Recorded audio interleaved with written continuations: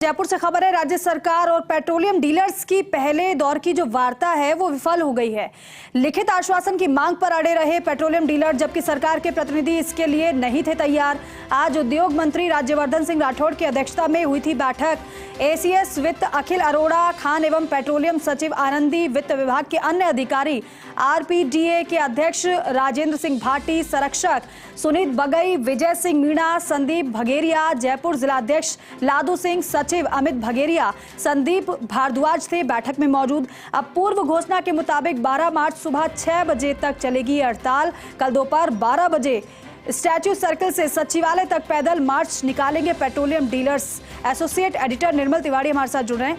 निर्मल जी, क्या रहा इस वार्ता में, आखिर क्यों ये विफल रही? डीलर्स इस बात को लेकर आंदोलित हैं कि उनका डीलर कमीशन बढ़ाया जाए और वैट कम किया जाए, क्योंकि पड़ोसी राज्यों में वैट राजस्थान की तुलना में बहुत कम है। इस वजह से राजस्थान में पेट्रोल और डीजल की बिक्री लगातार घटी और 70% तक घटी है, जिसकी वजह से कई पेट्रोल पंप भी बंद हो गए। आज सुबह 6 बजे पेट्रोलियम डीलर्स एसोसिएशन ने 2 दिन की हड़ताल शुरू कर दी थी। प्रदेश में हर पेट्रोल पंप को बंद कर दिया गया था। अधिकांश पेट्रोल पंप ड्राई थे। ऐसे में जनता को बहुत परेशानी उठानी पड़ी। तो राज्य सरकार की ओर से दोपहर में 12 बजे एक न्योता दिया गया आरपीडीए के मेंबर्स को कि आप आए वार्ता के लिए। तो उद्योग मंत्री राज्यवर्धन सिंह राठौड़ जो है, उनके नेतृत्व में ये बैठक हुई। राज्यवर्धन सिंह राठौड़ के नेतृत्व में इसमें पेट्रोलियम सचिव आनंदी भी थी, तो एसीएस वित्त अखिल अरोड़ा भी थे, और आरपीडीए की तरफ से तमाम राजेंद्र सिंह भाटी, सुनीत बगई सहित तमाम जो पदाधिकारी थे वो मौजूद थे।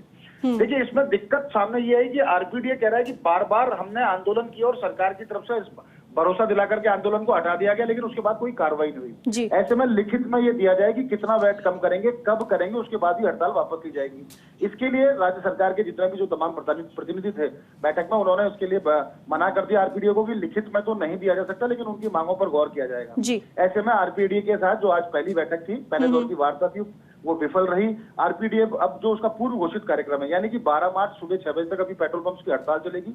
कल भी प्रदेश के अंदर तमाम जो पेट्रोल पंप हैं वो बंद रहेंगे परसों सुबह 6 बजे तक। और कल दोपहर 12 बजे स्टैच्यू सर्किल से सचिवालय तक एक मौन जुलूस निकाला जाएगा, एक मौन मार्च निकाला जाएगा, जिसमें सरकार को इस बात के लिए चेताया जाएगा कि लोकसभा चुनाव के मुहाने पर केंद्र सरकार खड़ी है। ऐसे में जनता की, डीलर्स की उसको सुननी पड़ेगी। और क्योंकि प्रधानमंत्री नरेंद्र मोदी ने भी गारंटी दी थी कि वैट कम किया जाएगा, तो उसको 90 दिन से ज्यादा की अवधि उसको गुजर चुकी।